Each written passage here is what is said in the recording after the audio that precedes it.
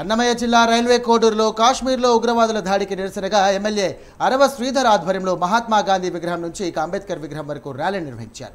ఉగ్రవాదులు అమాయకులను దారుణంగా కాల్చి చంపడం ఇక పెరికితనమని ఈ సందర్భంగా ఎమ్మెల్యే శ్రీధర్ అన్నారు. మతం పేరుతో ఒక వర్గం వారిని చంపడం చాలా బాధాకరమని చెప్పారు. కార్యక్రమంలో కూటమి నేతలు, కార్యకర్తలు తదితరులు పాల్గొన్నారు.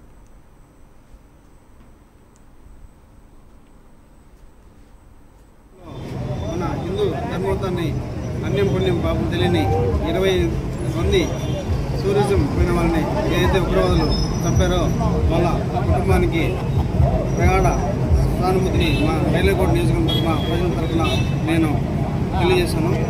అదేవిధంగా మా జనసేన పార్టీ అధ్యక్షులు పవన్ కళ్యాణ్ గారు, డిప్యూటీ సీఎం గారు మాకు ఏదైతే గత 2 రోజుల కింద మాకు చెప్పారు, ఇట్లా పాల్గంలో మన హిందూ ధర్మతాన్ని హిందువుల్ని చంపేశారు 28 మందిని. మన పార్టీ ఆఫీస్లో మన పార్టీ జెండాని అవతరణం చేసి మీరందరూ 3 రోజులు దీక్షలు చేసి ఈరోజు లాస్ట్ రోజుగా ఈ దీక్షని కొనసాగిస్తున్నాము.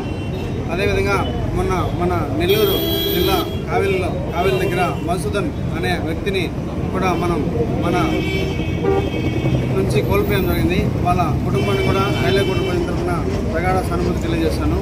అదేవిధంగా ఇది చాలా దారుణమైన సంఘటన.